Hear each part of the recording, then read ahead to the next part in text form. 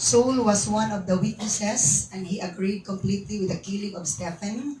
A great wave of persecution began that city, sweeping over the church in Jerusalem, and all the believers except the apostles were scattered through the regions of Judea and Samaria. Some devout men came and buried Stephen with great mourning, but Saul was going everywhere to destroy the church. He went from house to house, dragging out both men and women to throw them into prison.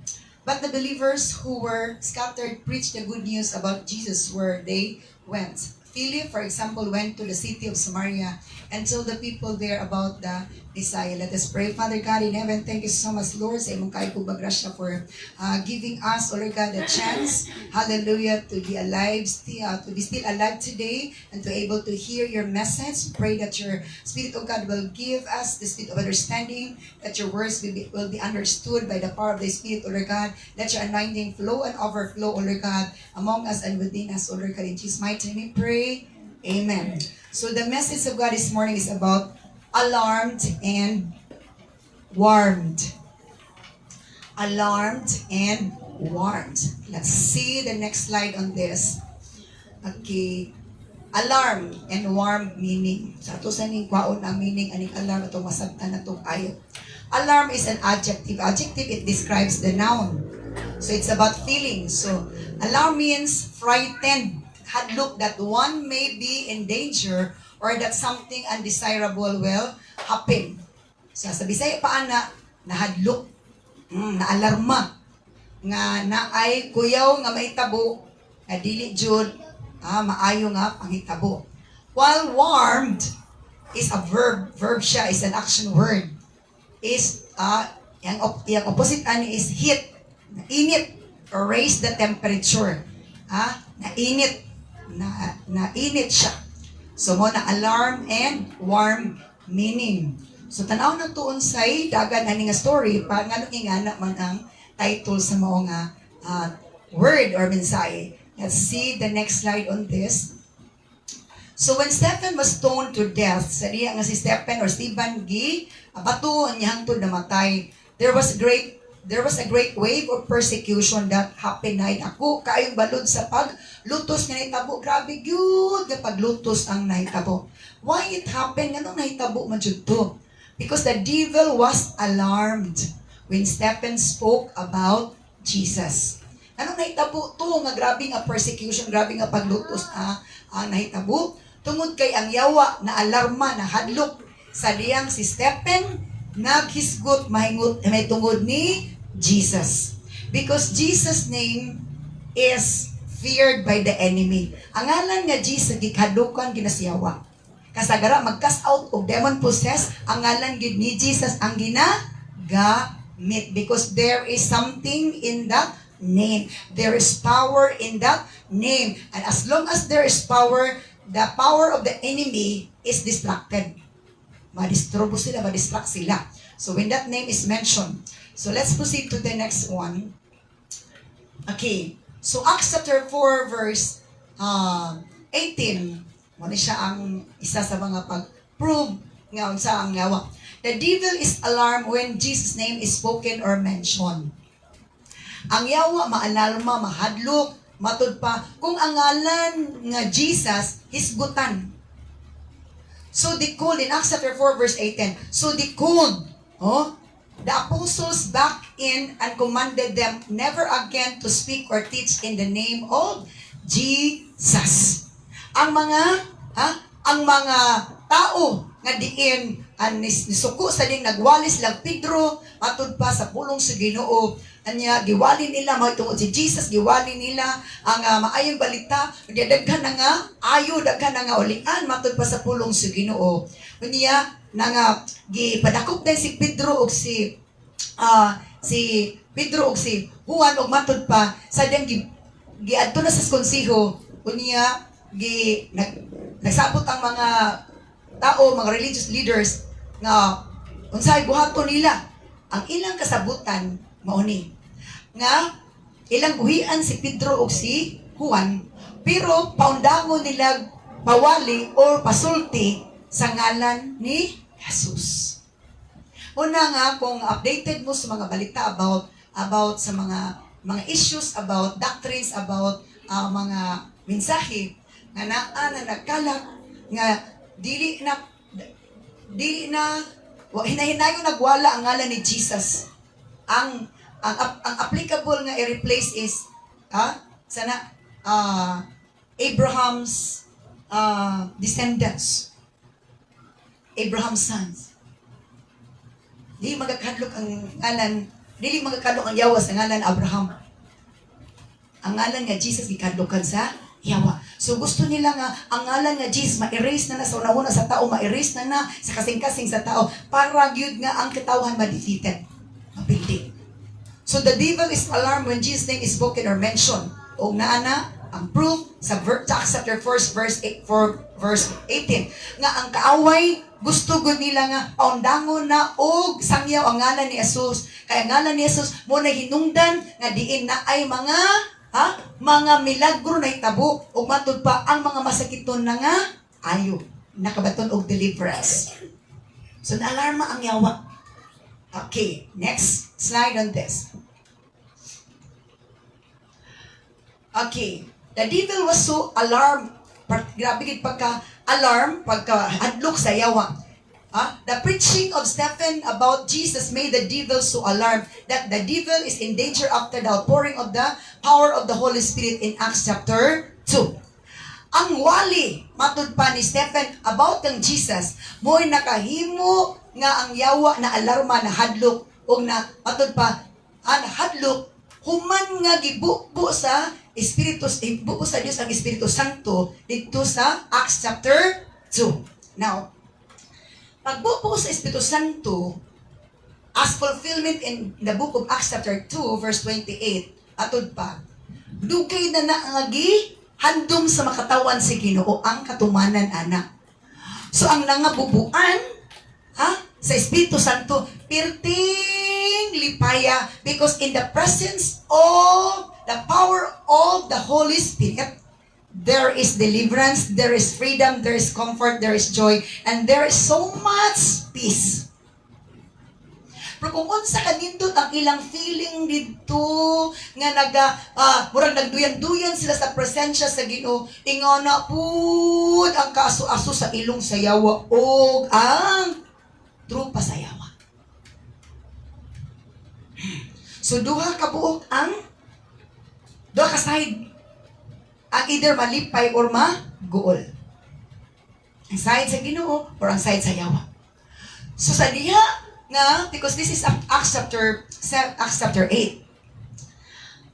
So pagbubo sa Espiritu Santo pertigyong grabiha ang revival o pertilipaya sa mga nabubuan sa Espiritu Santo.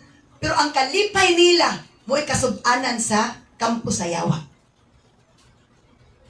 Kaya na-empowered naman sila, grabe naman sila empowered, grabe na sila puno sa gahom sa Ginoo. O dili mapugnan, nga sila magwali, dili kapugnan, mag-cast out siya, mahingilin sila daw ang Espiritu, o na mga milagro ilang nakita. So, the devil was so alarmed. Isang agoy, dili na, delikado na. Impas na ta. Pila katuig nga malinawon ta, way nagsamok-samok. Karon nga, ang mga tinun-an ni Jesus, gibubuan sa Espiritu Santo, murag delikado ang atong kahimtang, ang atong Pinoy-anan, ang atong teritoryo, murag mabungkag jud ni. Next, move on to the next slide.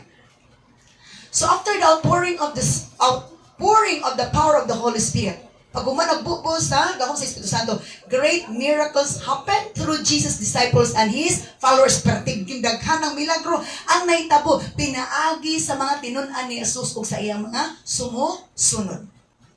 Why nga ingana ka dako kaayo nga revival pagkapukaw nahitabo? Because if you remember, sa pagkunsad sa Espiritu Santo sa Acts chapter 2, nagdigom ang tanang believers dito sa upper room.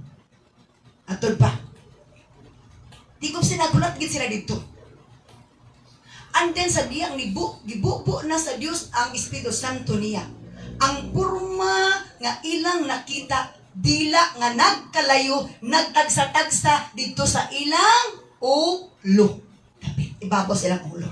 Dila nga nagkalayo. Why is it nga dila nga nagkalayo? Pasabot ana nga ang kunsaran sa Espiritu Santo ang dili mapugan magkalayo nga magasugid sa kamatuoran nga naay gahom, naay kaluwasan, naay kagawasan nga madawat sa mga tao kung sila motu maminaw ug motuman sa pulong sa Ginoo. Unang naalarma ang yawa agoy impas na ani ang atong kalinaw mahimong gubot. Malinawon ta nagpuyuhan na anay mo samok na to. Kay, naana sila gahon. Gamana na sila. Kita murag. Kuan ka natas kakuyaw. Sumahadlok ang yawa o kampo sa yawa. Sa gahong sa Ginoo. Mahadlok sila.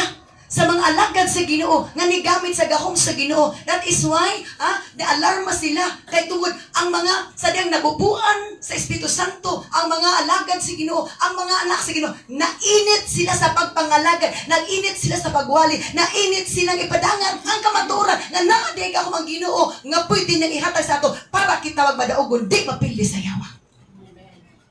Anara. Nainit sila, na-warm sila.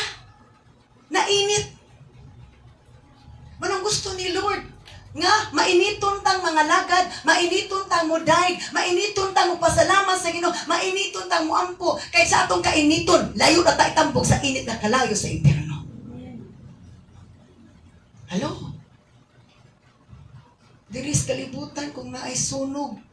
Hello din ta, manawag din ta. O sa fire station, naay nasunog dito, naay nasunog dito. Kay maluoy ta. Niso, dali. Nindot pa na makatapang ta. Apan atong sutaon, atong kahimtang sa atong kalago espiritu. Basig sunuguno na. Let's move on to the next slide. So the third about alarmed and warned. The Pharisees and Sadducees, whom the devil used as his instruments to oppose Jesus' teaching, were so alarmed after seeing the miracles performed by the disciples. Kanina ang yawa na alarma. Tungod kay, sana, delikado taani. Alsa balutan taani sa atong giipuy-an. Asa ka silang puyo, tanaw na to asa silang puyo. So, katulungan na alarma, the Pharisees and Sadducees, ang mga Pariseo o mga Sadduceo. Lahi magod ang pagdulunan sa Pariseo. Ang mga Sadduceo, dili sila katuo nga naay pagkabanhaw. Laing na grupo, laing na sekta. Ang ilang doktrina, wala naay pagkabanhaw. Ang mga Pariseo, butuong naay pagkabanhaw. So, ang Pariseo mga Sadduceo, nagigamit sa yawa, isip iyang instrumento, nga mo, musupak sa pagtulunan ni Jesus, were so frightened. Na-alarma sila. We're so alarmed after seeing human nila nakita mga milagro nga na-perform sa mga disciples ni Jesus.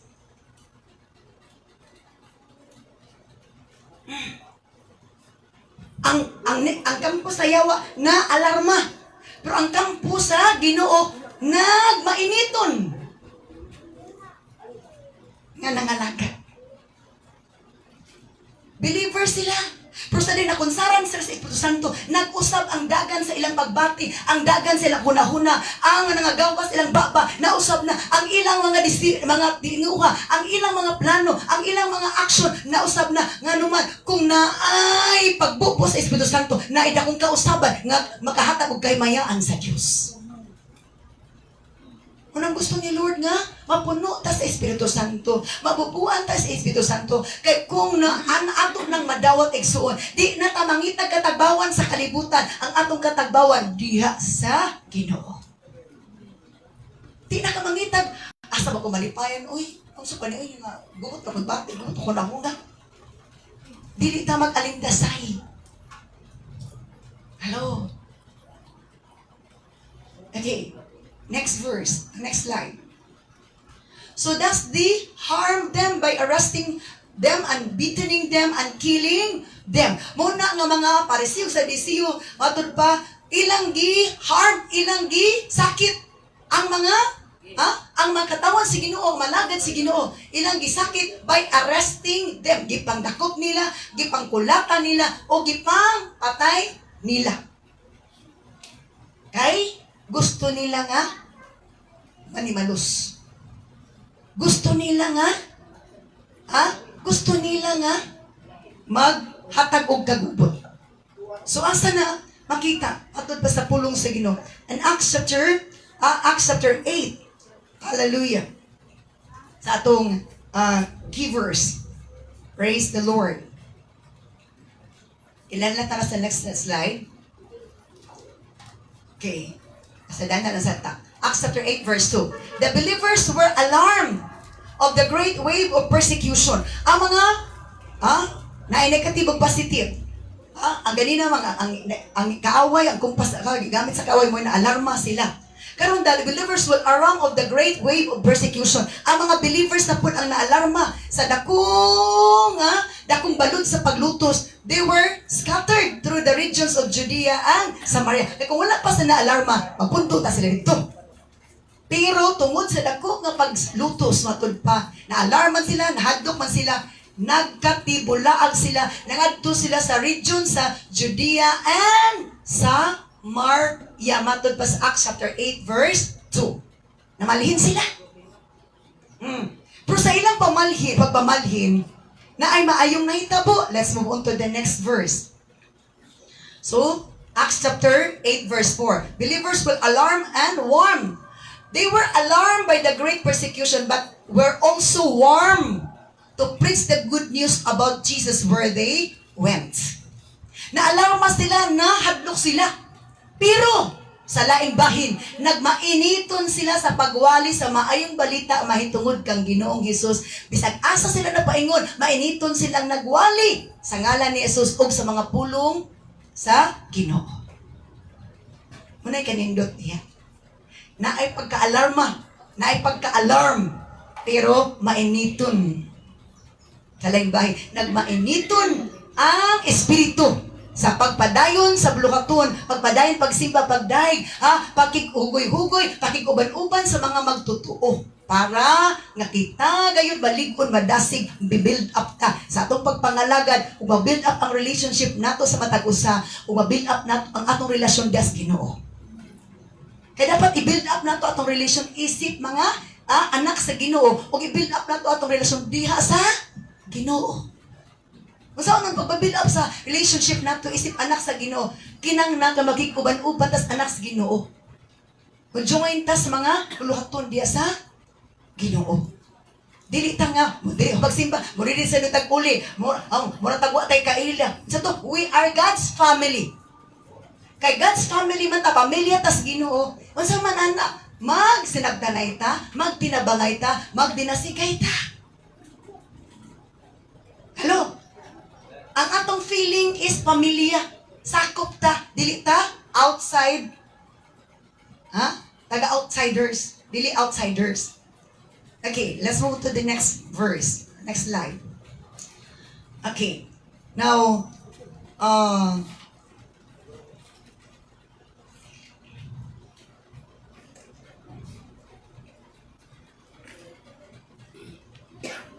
okay, so the next one. Philip was warned to preach.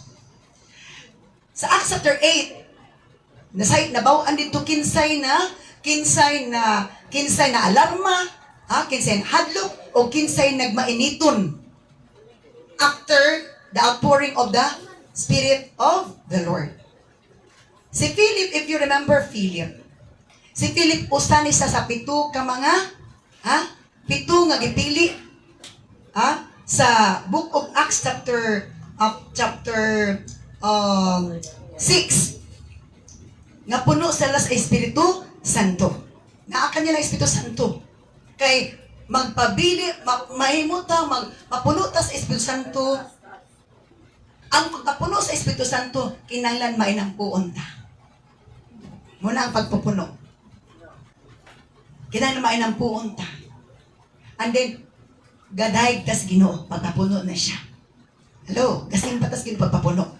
So Philip, for example, went to the city of Samaria and told the people there about the Messiah. Diba, grabe man ang paglutos. Grabe yun nga paglutos. Okay, grabe nga pag-unsa man nga klase nga paglutos. Okay, wala, balik ta dito sa second slide siguro, Acts chapter 8 verse Verse 3. Okay, kana. But Saul was going everywhere to destroy the church. Inga na ang kaintang sa grabe nga balod sa paglutos. Si Saulo nga gigamit sa yaw, murag asu-asu iyang ilong nga iyang murag siya tigre nga iyang panglakgon tong mga hayop dito nga iyang gusto nga birahan.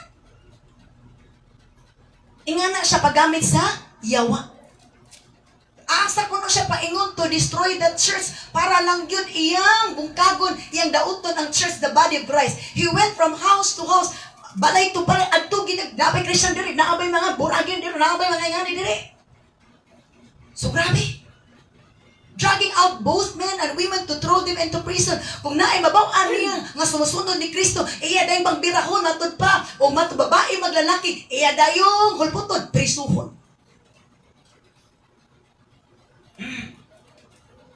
Grabe ang paggamit sa yawa ni Saulo. Maraking sa may gamit na to, isip sa side pa sino, ang Espiritus pa sa yawa. Lipay din itong mga kauban ni Saul, grabe, isog kayo mong manok. Lipay kayo isog kayo mong manok, bright kayo na, pigdi mo, sidabatikay, lipildi mo. It's not about debate. It's about the message nga masabtan. Dili kay kinsay bright. Makatubag sa tanang question. Bisan pag matubag na to tanang question sa tao, atubangan sa Ginoo. Unsa ba na matarong na bata, na batay luna sa langit. O welcome bata sa langit. Basi gipakpakan tas mga tao. Apan wala tay, wala tay luna sa langit. So grabe nga pag lutos. Munang nanibat sila. They were alarmed, they were frightened. Mutong namalihin sila sa region sa Judea and Samaria. Pag pamalihin nila dito, wala na zitiri ilang bakba. Nagwali sila bisag asa. Og si Philip mo to ganina. Okay, balik ta dito itong slide. Og si Philip matud pa. Nagwali siya mahitungod ni Jesus the Messiah. Philip was warmed to preach. Nagmaiditon si Philip nga nagwali. Matud pa, niadto siya sa city, sa syudad sa Samaria, o gitsultian ng mga tao about sa Messiah. Wa siya nahadlok, agoy basi mo abot pri mang lulutos, impasyo ko. Next slide. Crowds were warmed. Ang mga katawan nga nasa panon, matud pa, nga naminaw. The crowds were warm while listening to Philip's preaching. They saw the miraculous signs Philip did. Okay. Asa na ma? Again, dana sa tasa. Crowds meaning, itong mga tao nga na dito nagtipok. Nainit po sila samtang namati sila sa giwali ni Philip. O gawas ka namati sila. Nakakita gid sila sa mga milagro nga gibuhat ni Philip. Asa man na? Makita. Hallelujah. Okay.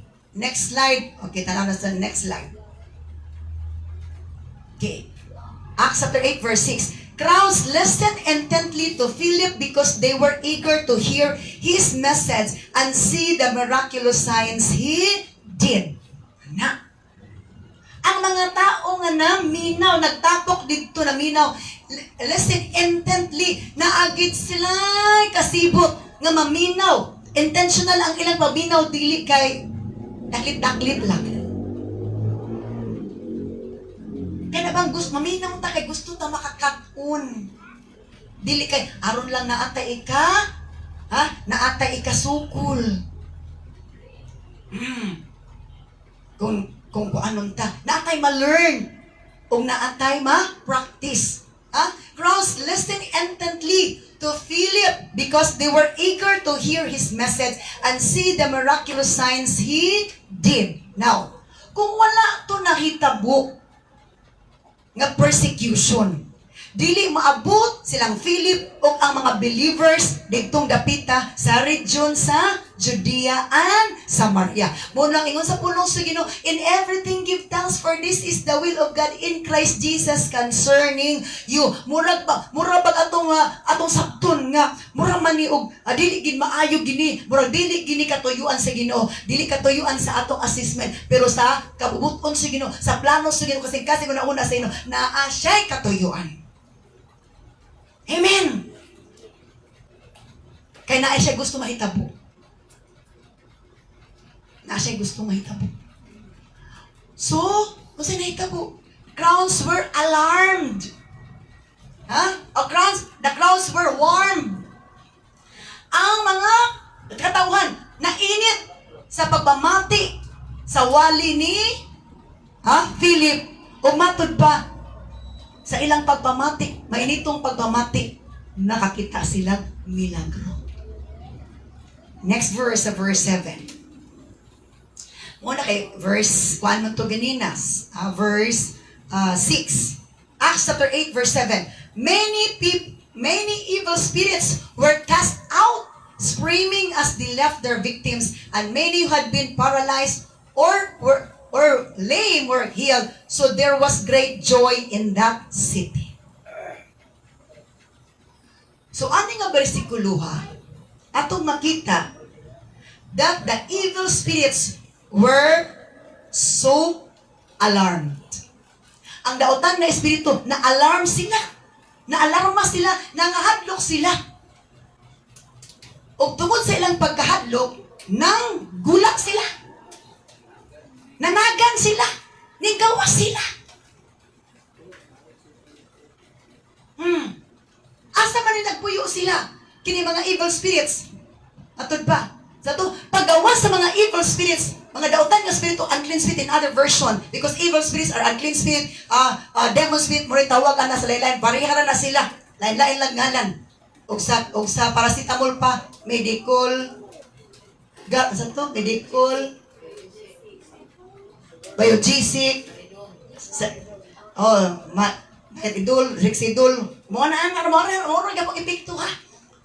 So, screaming as they left their victims. Sa diha nakas out, nanginlan na ang mga daotang espiritu. Naniyagit sila, screaming, naniyagit sila as they left their victims. Usay pasabot ana. Asa din nagpuyo ang mga demon spirit na sa tao, sa lawa sa tao.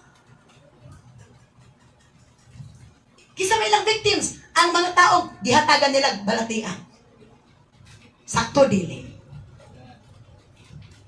Ang mga tao din lang balatian, gitagaan nila og kapungot, gitagaan nag hatred, bitterness, anger, jealousy, spirit. Mauna siya ang mga manifestation nga naay demon spirit, because all negative are manifestations of demon spirit. That's the reality. So nanyagit ang mga demon spirit as they left their victims.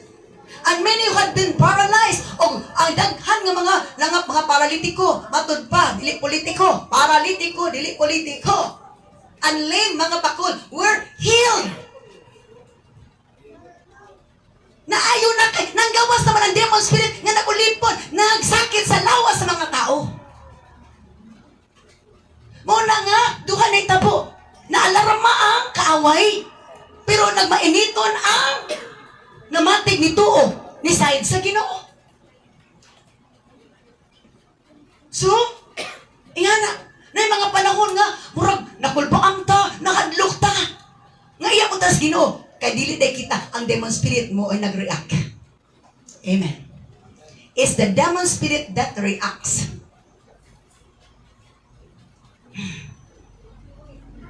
Hello? That is why the Bible is really like a mirror. We can see ourselves through the Word of God. The Word of God, the Bible, is like a machine that reads our inner side. What is in ourselves? Sometimes wala tayo sakit sa physical natong heart. Pero sa atong spiritual heart, na tayo sakit. Nga dili ta kabulog ka pasaylo mo na nagbasakit utong heart kay ang pasaylo na sa atong kasing-kasi. Wala tay physical problema sa atong heart o tan-awon, walay sakit. Wala kita sakit. Pero kung dili ta magpasaylo, naatay kaligutgot, naatay sakit sa kasing-kasing. Ang sakit nga dili makapasaylo. Kinanglan makapasartaan. Usay, padukduk ni siguro itong kasing-kasing. Sulayan ang relationship. Oh, sa ako ning pakuhan. Karon nang aron mag-away ni sila, aron ma-discourage sa nagsimba. Unya, mabalik na din siya glog-log na. Ay nga nang Ginoo, di ka magbalampuson kung ikaw mo sa bitar sa Ginoo. Adunay kagawasan, adunay pamaagi ang Ginoo tungod kay siya ang Dios nga mutabang andam kanato. Hello? Evil spirits first cast out. So there was great joy in that city.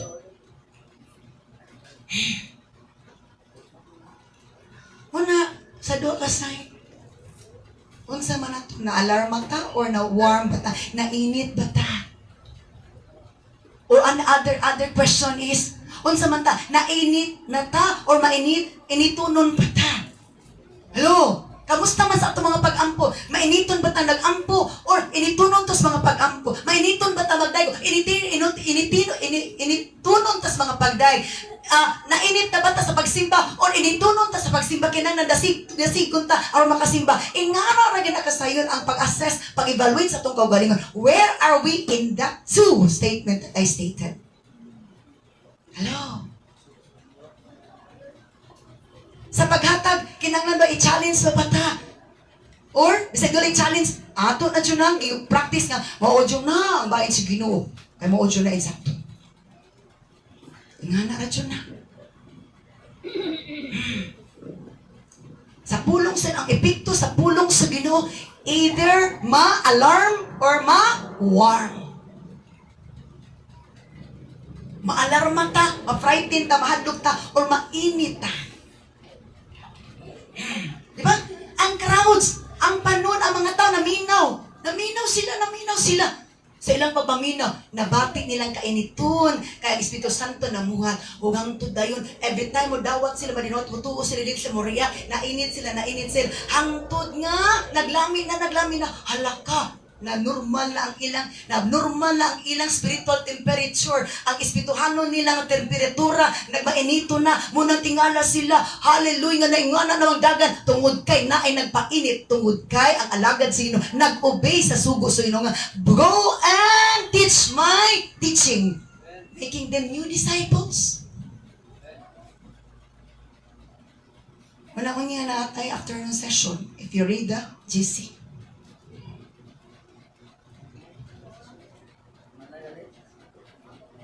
Hello. Humana ready na ang tanan para o niyang hapon. Sa wali. Sa isnakwa pa. Hallelujah. Sa word. Hello. Grabe ka busy. Samot pag kita ka busy karon si manahunag, dagkan buluhaton. Oh, dagkan ka buluhaton. Pero nanay plano say dahil. Sa to, ang mga paralitiko sa to, the demon spirit left their victims. Kisa man ang biktima, mga tao.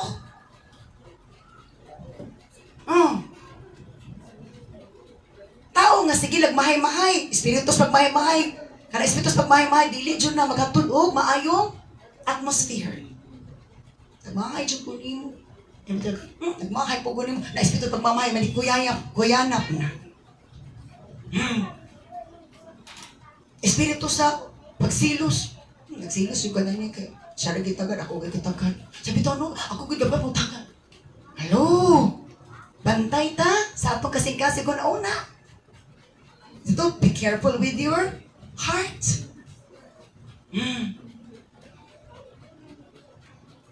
Hello? Kinanglan mainiton ta sa aplikar sa pulong sa Ginoo. Di kay mainiton tang mo exit. Mainiton tang mo exit. Diyan na. Hello? Now, nga na igsoon. Ito na tataman sa Acts chapter 8, verse 8. Let's continue. Sunod. Nakuhan. Kinanglan. Ito, the alarm, alarmed, and warm.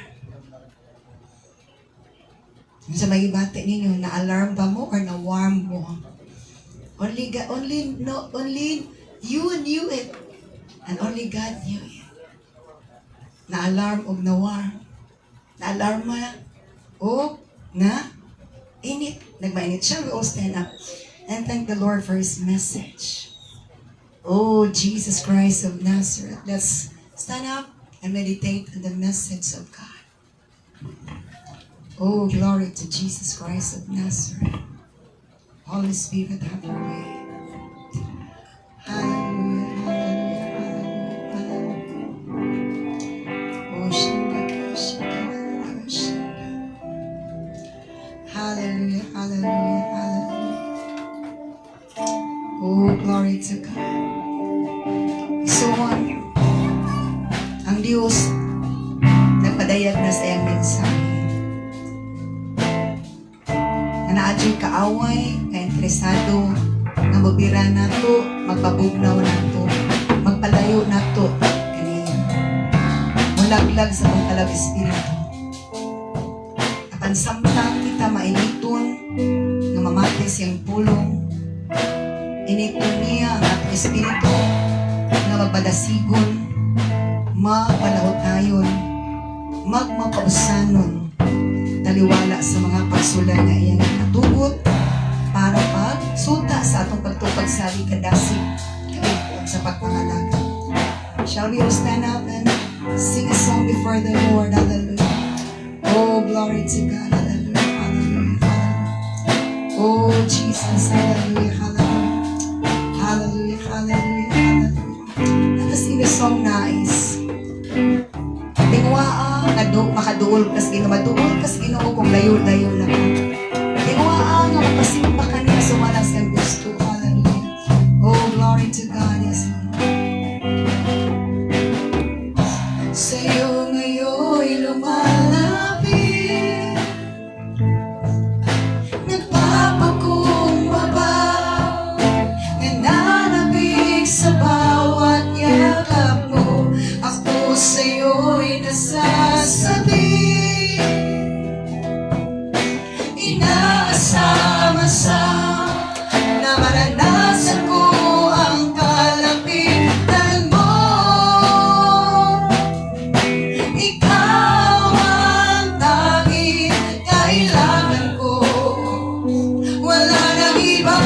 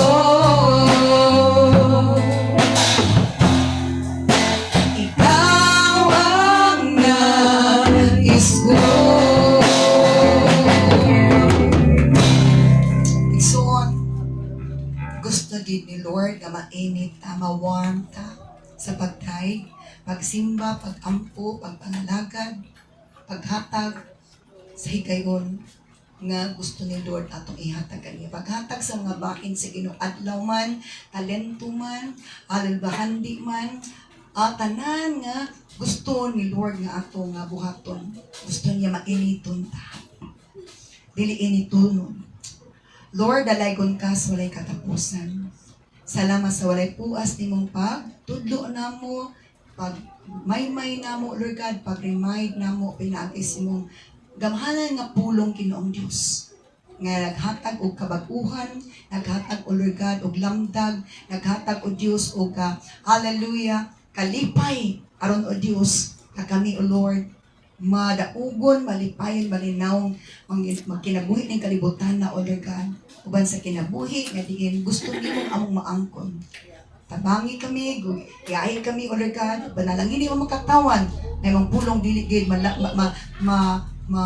hallelujah, mawala o Lord God, malimtan o Diyos kundi matisupag ay mutubog bulambo matod kinibunga sa pag-alagad, pagsimba, pagdayeg kanimo mainiton o Lord God nga magatuman sa iyong pulong Lord sa ngalan ni Jesu Kristo kami nag-ampo ang tanan mag-ingog